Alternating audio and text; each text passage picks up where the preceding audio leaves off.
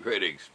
Well, with it being the holiday season and all, I've been having a bit of a difficult time rounding up enough people to taste the cheese bombing.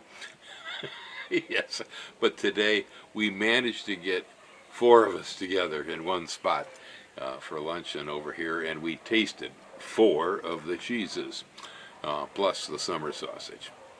And excellent. Thank you very much. I really appreciate this. While I'm saying that, I received a book on stealth growing of cannabis from a gentleman in Australia who wrote the book. And thank you very much. Now we don't need to be too stealthy about it here. We can do this thing legally, but nevertheless, thank you very much. You got a chapter about medicine in there too. I'll have to get down and see what he's got to say on that. Anyway, we took out the first box of the cheese bomb. This cheese bomb contained two boxes. One box was more more conventional cheeses, I guess you could say. You know, this pepper jack, Monterey Jack, a regular cheddar, a Gouda, and so on. They were high quality, good cheese, but they weren't handcrafted. They were more production cheeses from Wisconsin. I had opened the Monterey Jack already and used it on my tacos, and the discovery was it is much creamier than any Monterey Jack I've had from the West Coast or anything we can get out here, and so I assume it was a whole milk cheese. Very good. But anyway, so we all kind of plopped down there at the table, and we took out four different kinds of crackers. Oh, and I brought out two different kinds of olives, and a third kind, and I forgot it again. Oh well. Yeah, and I brought out tart apple. It was Granny Smith from the health food store. To use for cleansing the palate between trying the cheeses. I also had Dancy tangerines and Fairchild Tangelos from our trees here. Again, same purpose, to use in between tastings, so you can get the flavor out of your mouth, so you actually appreciate the next cheese. I sliced up the summer sausage. We'll start there first, and I put it out with the organic brown stone ground mustard, and that was delicious. Excellent summer sausage. Gary, who finished it all off for us, told me it was excellent summer sausage. I'd been eating it previously on sandwiches, and yes, I agree. Wisconsin is famous for making summer sausage. They made it in Chicago when I was a boy, but I didn't like what they made in Chicago. And when I got to Wisconsin, I started to like this stuff. Most venison, most of the deer that get shot during hunting season, I would say the majority of them actually get turned into venison summer sausage. Then that is so good. This was a beef summer sausage, and it was really great. Yeah, I thought so. As Gracie was sleeping on my bed over there, and I heard a jingle at the door. And Gracie just come down. She says, "What are you doing?" No, let me go get her. There you go. Oh. Yeah, she wants to see what's going on here, right? Yeah. Yeah, well, she didn't get to be part of the cheese bombing. A lot of cats are lactose intolerant. Now, this is news to me because having lived in Wisconsin for years, we have barn cats. Barn cats literally will often live on milk. I guess there must be different races. Some cats must genetically be able to consume lactose. But, well, I've seen some videos with cats that can't, and that's awful. Oh, man.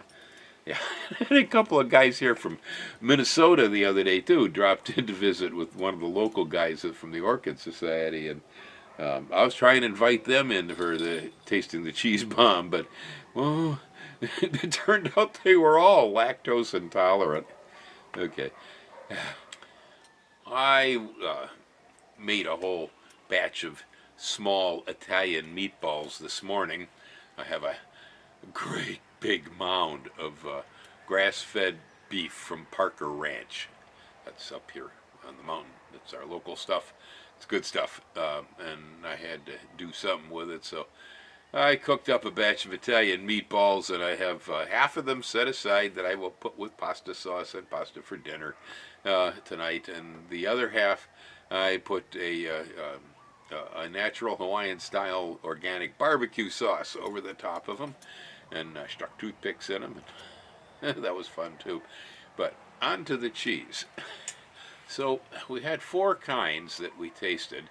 These were definitely small farm produced, kind of handcrafted type cheeses. These were not production line cheeses.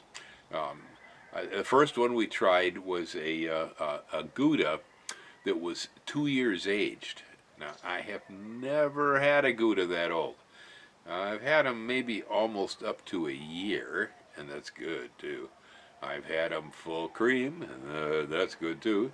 And I like smoked Gouda, and that's tasty. This was the first time I had ever had a Gouda cheese that was 2 years old. Now, anybody out there familiar with aged cheeses, as they, cheeses get over 4 years or so, a lot of times, they start to develop lactic acid crystals in the cavities. They get crunchy. And this Gouda had little spots that were slightly crunchy, accumulation of lactic acid. It is a sign of a cheese that has been well aged. It's a mark. You'll know it if all you cheese connoisseurs know that crunch. It was really sweet and extremely nutty, very delicious. Actually, didn't resemble any Gouda I'd ever eaten. Yeah, it was the right shape and everything, but I sure didn't taste like any Gouda. Once they get them out 2 years old, they are something different. It was really good, and that one rung everybody. Yeah, this is good. Gary ate half of it on me. Well, then let's see. Oh, then we had a Grand Cru. Yeah, I lived in Wisconsin for 15 years. I lived in Illinois much longer than that even, and we used to travel and back and forth and bring cheese from Wisconsin. So I'm familiar with the cheeses they have there, and that was one that I have no idea. Apparently, Grand Cru means it is made from raw milk. It was a raw milk cheese that was nicely aged. Well, we were trying to decide, what does this taste like? That was very good. But trying to come up with anything that was familiar, Gary kept saying, it tastes like mozzarella. And I'll have to admit, there was some similarity. This recipe may have started as some sort of a raw milk type mozzarella cheese that had been well aged. I don't know. Anyway, it was good. That was real good too. Yes, that was a raw milk cheese. That's what Grand Cru means. Then we moved on to it was a cave aged cheese. Yeah, we had a cave aged cheese. Generally speaking, I'm not real big on cave aged cheeses.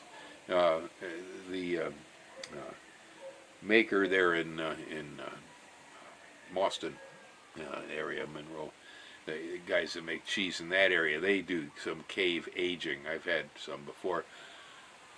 I don't know, sometimes it tastes a little funky to me, but this one, no, it was good. Yeah, it had a real nice flavor to it. Again, trying to identify, what is this cheese? Well, I finally settled on that it was probably sort of an origin or a type of a Swiss recipe. Yeah, that they'd started with something that was similar, had a similarity, that nuttiness of the Swiss cheese. But there were no holes. Anyway, that one was real good. It was aged in a cave. Had quite a rind on the outside. I took the rind off and disposed of it. Then finally, the fourth one was a reserve cheddar. This was a cheddar. They didn't say how long it had been aged, but it was a white cheddar that was one of the cheesemakers. They're a small batch thing that was real high quality. They didn't say how old it was, but it was very, very good white cheddar. Yeah, there you have it, and everybody had a good time. I know Kahoa kept saying, "Oh, I've never been to a cheese tasting before. This is different." Ellen and I will periodically, because I like cheese and I like smoked fish and fruit, and so there are times when I don't know what else to do for dinner. I'll bring out a decent piece of cheese or two. I'll bring out some nice whole grain crackers. Bring out some smoked bristling sardines and olive oil, or some local smoked ahi or something on that order. Smoked fish, and usually cut up some fruit. Apples actually are best with this, and they don't raise well here. But I will often eat it too with tangerines or oranges too. But some fruit, some fish, some crackers, some cheese. This is a very common meal when I don't know what else we're going to have for dinner. I don't know what else to do for dinner. I grab a can of sardines and a lump of cheese and a box of crackers and an apple and go, hey. And we like it. Yes, that's a nice meal. That's always very enjoyable. I don't overdo it. Maybe once a month or so. But for these guys, well, we didn't have any smoked fish. Okay, summer sausage instead and meatballs. But that was first for them. They'd never done this before. They sat around and actually ate cheese. So, thanks a lot. Hey, I didn't get the one way or another as far as whether I should voice your name online here or not. But anyway, you know who you are. Thank you very much for the cheese. And as far as the lobster tails from Maine, anybody out there, gardening, growing potatoes up in Maine, if you like the Green Garden Guy, you're welcome to, send fresh lobster out this way. We love lobster. I missed out. Yeah, I missed out. The Foodland over here, just the other day, had lobster tails on sale at $7.99 a pound, which is really good. And Ellen told me, I said, "Oh man, get some." Yeah, I'll put them on the grill. We're gonna put them on the Barbie. I haven't had lobster since a birthday a few years ago up at the Volcano House here. I don't get it much anymore. Well, she forgot. Oh well. So much for that. So you guys will have to send them from Maine. In the meantime, they do raise shrimp on Kauai. It's really good, and they got them here, but they're in great big huge blocks, frozen, and so you have to have a party.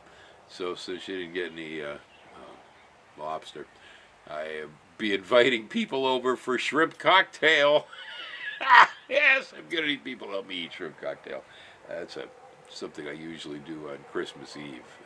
Shrimp cocktail, but yeah, we may make a bigger deal out of it this year. Kind of enjoying this, and I still have more of the cheese bomb. Anybody else out there around who wants to participate in getting cheese bombed? Yep, we are heavily endowed with Wisconsin cheeses. Hang loose. No? Yeah? Oh, okay. Yeah, we're gonna edit the video then, right? Okay. Here we go.